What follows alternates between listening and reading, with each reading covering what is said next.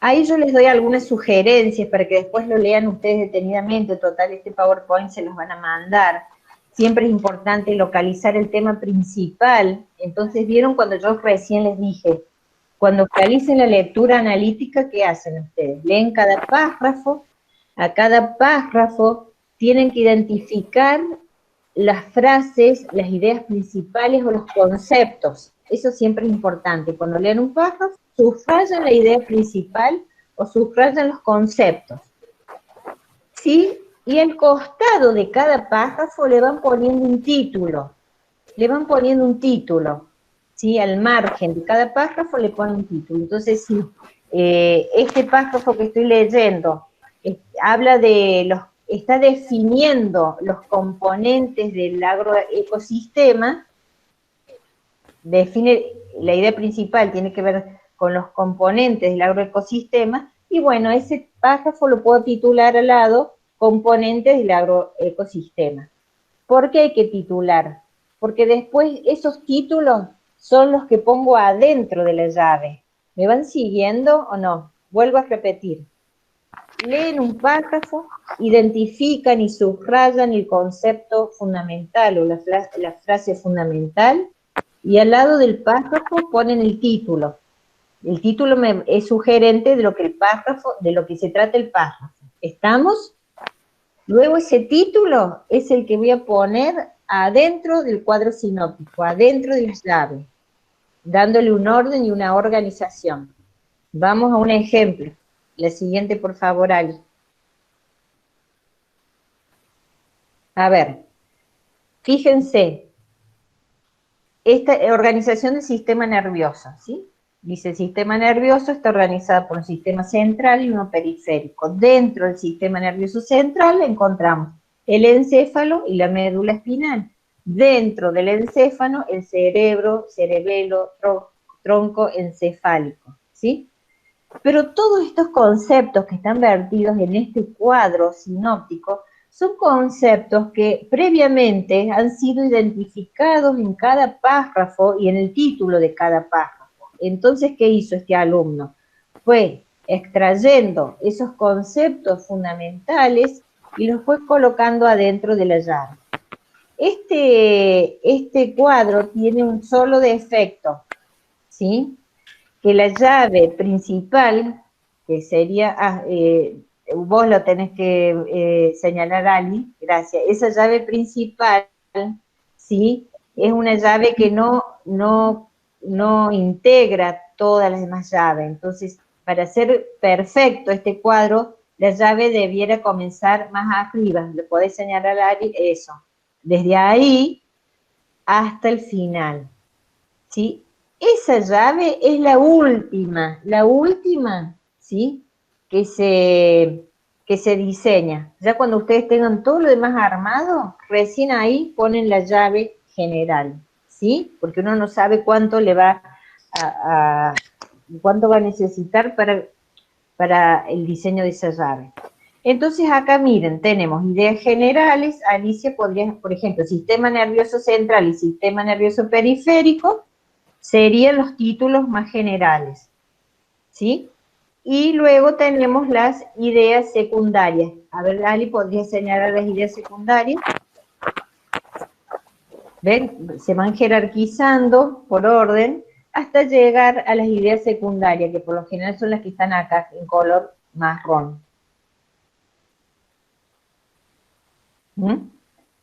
Bueno, eso lo va organizando cada uno de ustedes, va a ir jerarquizando la información. Por eso el proceso mental que ustedes hacen es identificar, reconocer, ordenar y jerarquizar la información. Todo eso se pone en juego en un cuadro sinóptico. La idea después, Miriam, tengo entendido es que ellos que elaboren esto, ¿no? Así vamos viendo cómo van trabajando. Sí, ellos tienen que ir, en el informe tienen que ir armando este tipo de, digamos, de organización de la información. Bien. O sea, en el informe se aplican esto, por eso se está presentando esta clase. Bien. Para que ellos puedan ir organizando todos los conceptos, claro. Y después, como van a interactuar entre 5 personas, tienen que lograr transferir una información hacia un colectivo mayor en lo que es un informe producido. Bien, ¿Verdad? gracias. No es que hoy vamos a darle alguna técnica en alguna tarea, sino esto ya es una cuestión de aplicación. Pero que la pueden ir aplicando, que la pueden ir aplicando en todas las materias, no solamente en esta. Vayan aplicando. Bueno, la siguiente, Ali. Un cuadro comparativo. Los cuadros comparativos son cuadros de doble entrada que permiten comparar similitudes y diferencias entre distintos temas. Acá por eso los componentes hablamos de variables. ¿Qué son las variables? Son los aspectos que vamos a comparar. Por eso en ese cuadro vamos al ejemplo, les voy a explicar en el ejemplo. La siguiente, por favor, Ali. Fíjense. Este es un cuadro comparativo. Comparo, en este caso, la célula animal y la célula vegetal. Esas serían las variables que voy a comparar. Y voy a ir comparando distintos aspectos. Por ejemplo, dice, la célula animal no posee pared celular, la célula vegetal, pared celular compuesta de celulosa para ofrecer Entonces, voy comparando los mismos aspectos. De eso se trata. De acuerdo a sus semejanzas o de acuerdo a sus diferencias. En esta materia van a comparar mucho ustedes, hay muchas comparaciones para realizar, por eso es importante.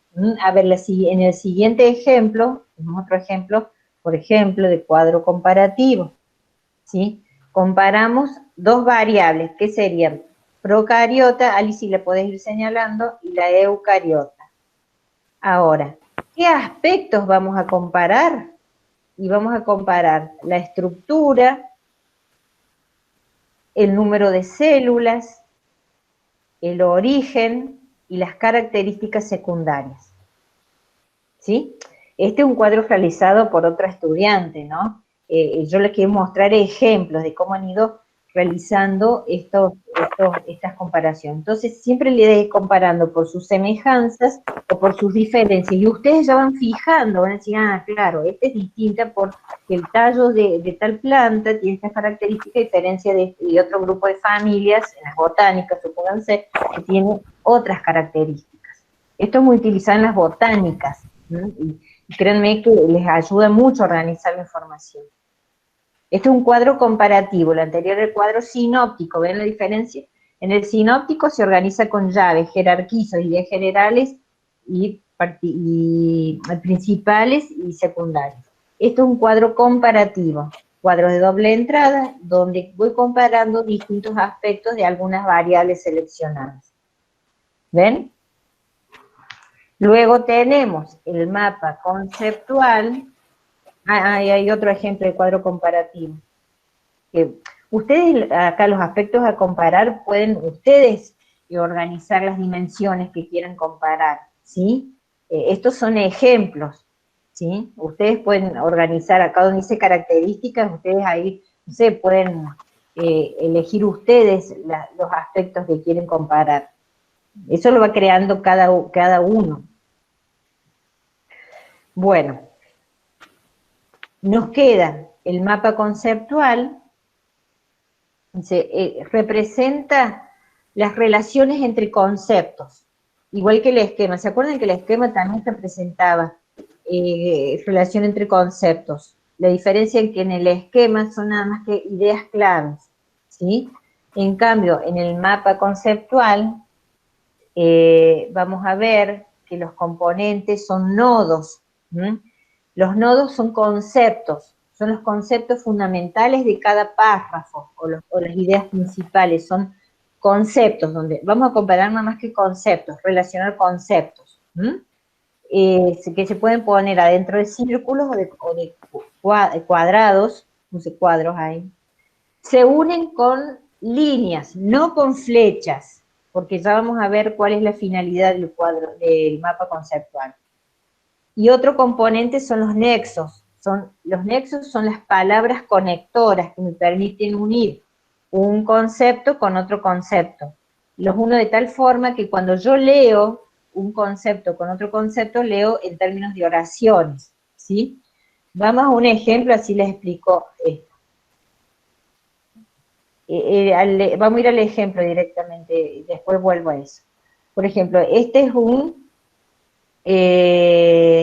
bueno, miren, acá les puse, fíjense, este está planteado como mapa conceptual, pero en realidad yo les dije que el mapa conceptual no lleva flechas.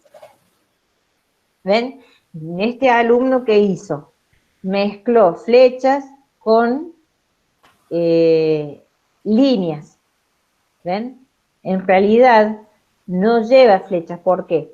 Porque la idea es que tiene una lógica el mapa conceptual, parte de las ideas generales a las ideas particulares.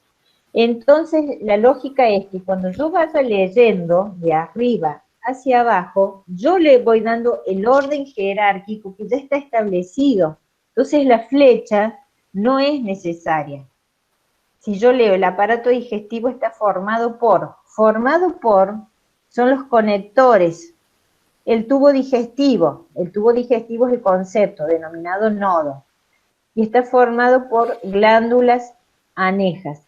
Glándulas también es un nodo. Ahora, estos nodos siguen relacionados con otros nodos. Órganos huecos es otro nodo, o sea, concepto. Y fíjense, el tubo digestivo dice formado por, el nexo es el importante, que es el conector. ¿Ven? Formado por, es lo que me permite armar la conexión y la oración entre los dos nodos. A ver, Ali, ¿cómo quedaría entonces? El tubo digestivo, el aparato digestivo está formado por un tubo digestivo. El tubo digestivo está formado por órganos huecos. Los órganos huecos son boca, faringe, esófago, estómago, intestino. A su vez, el intestino puede ser delgado o grueso. ¿Ven? Yo hago toda una lectura, voy armando oraciones siguiendo el recorrido de la línea y los nexos. ¿Mm? Por eso tiene ya un orden, está jerarquizado, no hace falta la flecha, porque siempre el orden es deductivo, parte de lo general, aparato digestivo, a lo particular, delgado y grueso, intestino delgado y grueso. ¿Ven? Entonces, ese es el orden, la organización, es más lineal el mapa conceptual. A diferencia de la red conceptual, vamos a ir directamente al ejemplo de red conceptual. Claudia, yo quería volver antes al ejemplo, porque ahí cuando habla de aparato digestivo, que no quedemos en una confusión, ahí quien hizo esto habla de glándulas anexas, en realidad el hígado y el páncreas son órganos, ahí debería haber puesto glándulas y órganos anexos. Y no Bueno. Pero bueno, en un ejemplo, digo, está bien. Para que no trasladen como que eso está bien, sino que se está mostrando modo la construcción de un mapa conceptual, ¿sí? De un mapa, que no quiere decir que hay errores, van a encontrar errores conceptuales. Ahí hay un error, pero claro. ahí hay un error conceptual, ¿bien? Porque si no, ahí vos te confundís y consideras que el hígado y el páncreas, que son órganos que conforman parte del sistema digestivo, no son glándulas, ¿sí? Las glándulas se están refiriendo a otros pequeños órganos, ¿sí? Que están y que cumplen funciones de secreciones, ¿sí? Bien. Distintas. Bien. Para eso sirve también esto. ¿Por qué? Porque así como acá se detecta un error conceptual, ustedes cuando armen el mapa conceptual también lo pueden armar desde ciertos errores conceptuales. ¿Sí? Entonces está bueno mostrar, porque esto les va a permitir a ustedes saber si ese concepto es erróneo o no. ¿Ven? Entonces, si es erróneo, bueno, ahí tendrán las horas de consulta o la docente le digan, no, ese concepto es erróneo, no corresponde, pero hay que armarlo lo mismo, porque es lo que nos permite identificar los errores conceptuales, ¿sí? A diferencia de la red conceptual, vamos a la red conceptual, vamos al ejemplo, lo que les voy a explicar. La red conceptual también está armada con estos componentes, nodos, ¿sí? Enlaces, que serían los conectores, y flechas. ¿Cuál sería la diferencia con el mapa conceptual? El mapa conceptual, uno de los componentes es la línea, en cambio la red conceptual es la flecha. ¿Pero por qué la flecha? Y acá está la diferencia. Recuerden que dijimos que el mapa conceptual, la lectura lo hacemos de lo general a lo particular, una lectura lineal, de arriba hacia abajo. La red, en cambio, ¿sí? Como lo dice la palabra, es una trama, un conjunto de conceptos que se relacionan entre sí, pero que no tienen un orden jerárquico como el mapa conceptual. ¿Ven? Sino que es más flexible. Yo puedo empezar la lectura por cualquiera de los nodos. Lo importante es seguir, ¿qué cosa? El recorrido de las flechas. Fíjense, acá traje un ejemplo de otro campo disciplinar para que leyendo usted lo pueda entender. Dice, paleontología, dice, fósiles. ¿Qué le falta ahí? Entre paleontología y entre fósiles, ¿qué le estaría faltando para ustedes? ¿Un qué? Un conector, la palabra conectora, ¿sí? Podría decirse ahí, de paleontología, estudia los fósiles, ¿ven? Porque si yo, que no conozco este campo disciplinar, leo paleontología fósiles, no sé qué está queriendo decir el autor. Necesito de un nexo para unir, una palabra, una frase, un conector. ¿Sí? Fíjense, yo leo acá cambios de la Tierra, dice cambios de la Tierra, abajo un conector. ¿Qué dice ahí, Ale? Que estoy, a ver, combinación, ¿puede ser? Sí. Cambios de la Tierra. Se achicó. Era combinación. Sí, porque tengo que activar mi cosa, tengo que salir yo de la presentación, por eso se chicos, porque tenía que buscar el micrófono. Sí, combinación. ¿Combinación de qué? Y luego, ¿cuál es el nodo que sigue? Dice,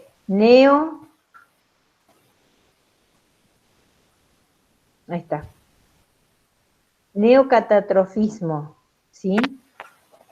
Formación de la Tierra de procesos, ahí dice, procesos lentos y sucesos estratosferos, ¿sí? Catastróficos. Catastróficos. Entonces, a ver, Santiago, vos que ves mejor que yo, léeme toda esta oración, siguiendo las flechas.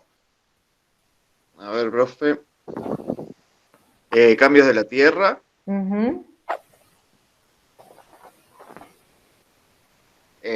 Bueno, ¿en qué sentido, profe? Cambio de la Tierra. Vos seguís el sentido de las flechas. Bueno, catastróficos. Después modifica el planeta debido a catástrofes o eventos repentinos. Bueno, ahí vas siguiendo vos, Santiago, la dirección de la flecha. A ver, de todas maneras, entre cambios de la Tierra y catastróficos, ¿qué estaría faltando ahí? El nodo. No, el nodo es el concepto. El nodo es el concepto que va en el conector. El conector. ¿Ven? Entonces ustedes no pierdan de vista eso. Siempre que armen una red conceptual, nunca se olviden de los conectores, porque así como nosotros estamos adivinando, porque no somos, digamos, expertos en esta temática, lo mismo puede pasar cuando ustedes estén escribiendo algo y alguien les lea ese texto y la pregunta es, ¿qué habrá querido decir? ¿Ven? En cambio, el conector me permite realizar la lectura y entablar las relaciones entre sí, entre los conceptos. Volvamos, Ali, entonces a la red conceptual, el concepto de red conceptual.